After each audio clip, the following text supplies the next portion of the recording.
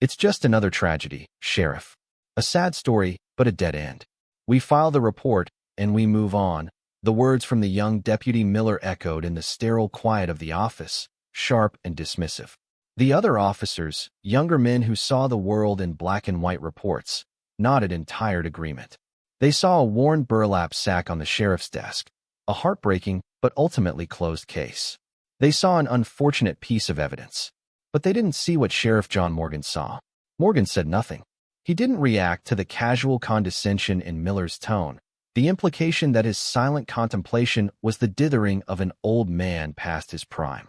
His eyes, weathered by decades of sun and sorrow, were fixed on the sack, tracing the faintest smudge of oil near the knot, a detail lost in the coarse weave to anyone else.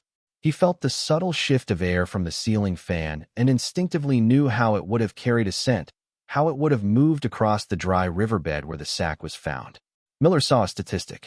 But when Judge Harrison later heard the story, he knew exactly what the old sheriff saw: the beginning of a trail. If you believe that true justice requires a voice for the voiceless, type "justice" in the comments below. The condescension from Deputy Miller thickened the air over the next hour. He paced, making loud calls about other cases, pointedly asking for resources on active investigations while Morgan remained seated, his gaze still locked on the evidence. "Sheriff, with all due respect, we have armed robberies to solve. We can't spend all day staring at a piece of cloth," Miller declared, his voice loud enough for the whole department to hear. It was a public challenge, a statement that the old ways were slow, inefficient, and obsolete. The silence that followed was heavy with complicity. No one defended the old man. Morgan's quiet stillness was mistaken for inaction, his methodical patience for weary resignation. He offered no defense. He simply rose from his chair, his movements economical and devoid of anger. He picked up his battered hat, settled it on his head, and walked towards the door. Miller smirked, believing he had won, that the sheriff was finally relinquishing the case to the cold, impersonal machinery of bureaucracy. But Morgan didn't head to the records room. He walked past it, out into the unforgiving glare of the afternoon sun, his shadow stretching long behind him as he headed back to the riverbed alone. He was not abandoning the case. He was going to listen to its story, in a language men like Miller had long forgotten how to speak. The riverbed was a place of forgotten things, a basin of dust and stone baked hard by the sun. Miller's team had been there for an hour, finding nothing. They had looked for footprints, for tire tracks, for the obvious signs of a crime. They found none. But Morgan wasn't looking. He was observing. He knelt, not with the creak of old bones, but with the practiced grace of a man who has spent a lifetime closer to the earth than to a desk. He let the silence settle around him, filtering out the noise of the distant highway and listening instead to the whisper of the wind through the dry grass. He saw how the blades of grama grass were bent, not broken, pointing in the direction of a hurried retreat. He noticed a collection of pebbles disturbed in a way that wasn't natural, a subtle slide indicating a heavy weight dragged, not carried. He began to walk, his pace unhurried, his eyes scanning not the ground directly in front of him, but the landscape as a whole, reading the subtle narrative of disturbance. He followed this invisible thread, this echo of movement, for nearly a quarter of a mile, to a place the initial search had dismissed as empty. There, nestled under the thorny branches of a mesquite bush, was a single, impossible object, a cheap, plastic baby rattle, its bright colors dulled by a fine layer of dust. He returned to the station as quietly as he had left. The afternoon light was fading, casting long shadows across the squad room. Deputy Miller was at his desk, loudly typing a report, the clatter of the keyboard the only sound. Morgan walked past him without a word and placed the small plastic rattle on the polished surface of his own oak desk. The clink of plastic on wood was soft, yet it shattered the room's silence. Miller stopped typing. His head snapped up, his eyes widening as he saw the object. It was small, insignificant, yet it was more concrete than any of his reports, more real than any of his cynical assumptions. The smug confidence drained from his face, replaced by a pale mask of pure, unadulterated shock. "No," he breathed, the word barely a whisper. "That's not possible. We swept that entire area." He looked from the rattle to the old sheriff's impassive face. "How?" he asked, the single word of surrender. Morgan didn't answer. He didn't need to. The rattle on the desk was the only reply necessary. It was a silent testament, a quiet refutation of every loud, arrogant word Miller had spoken. It was the undeniable proof that while Miller was busy closing a case, Morgan was just beginning to unravel it. Word of the impossible find traveled faster than a brush fire. It wasn't just the rattle, it was the story of how it was found. It reached the county courthouse, where Judge Harrison, a man whose wisdom was as etched into his face as the years, heard the whispers. He put down the legal brief he was reading, took off his spectacles, and drove his old truck down to the sheriff's department himself. He walked in without ceremony, his presence commanding an immediate, respectful silence. He saw the rattle on Morgan's desk, and he saw the profound, humbling confusion on Deputy Miller's face. The judge didn't ask to see a report or a file. He knew the file that mattered wasn't written on paper. He turned to the assembled deputies, his voice calm, but carrying the weight of history. "You boys probably only know John Morgan as the man who signs your paychecks," he began. "You see a quiet sheriff who keeps to himself. But I knew him 30 years ago, when he wore a different uniform. Before he was a lawman, he was a specialist, an Air Force pararescue jumper. They sent him into places helicopters couldn't land and men couldn't be found." The deputies stared, first at the judge, then at their quiet, unassuming sheriff, trying to reconcile the image of the old man with the legend being unveiled before them. They had a name for him. Judge Harrison continued, his gaze drifting to Morgan, who stood impassively by the window, looking out at the setting sun.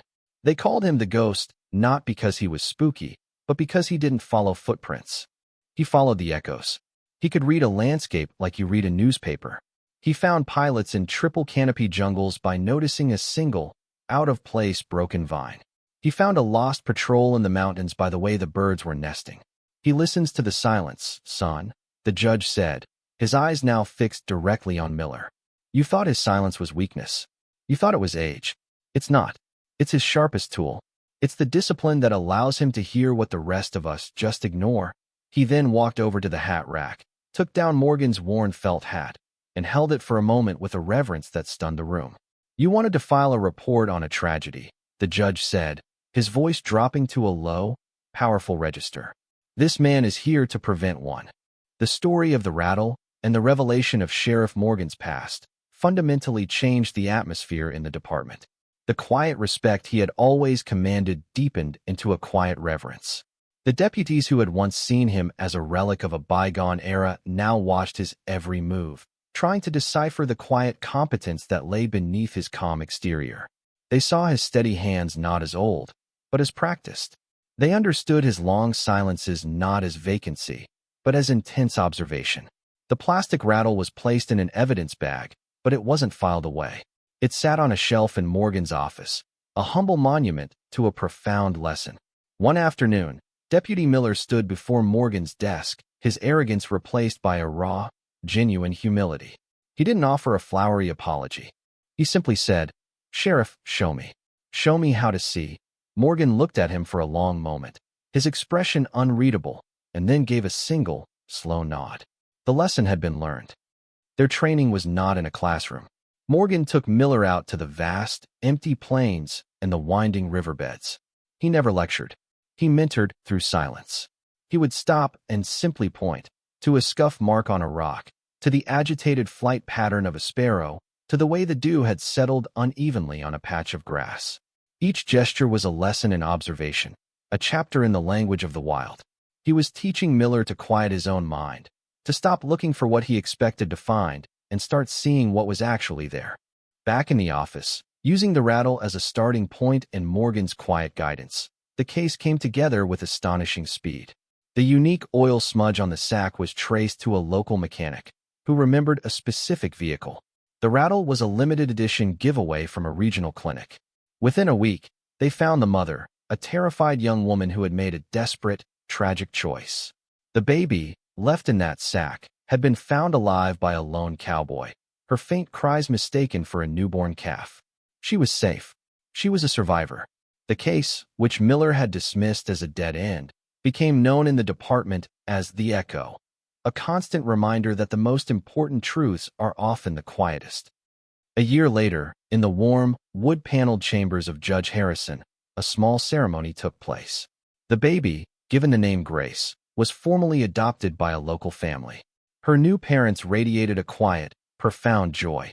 Sheriff John Morgan stood in the back of the room, his hands clasped behind his back, a silent observer to the happy ending he had authored. He wore his best suit, though it was still as worn and unpretentious as the man himself. After the papers were signed, the baby's new mother walked over to him, her eyes filled with a gratitude too deep for words. She held Grace out, and the small child, innocent of the story that would define her life, reached out a tiny hand and curiously touched the polished silver star on Morgan's chest.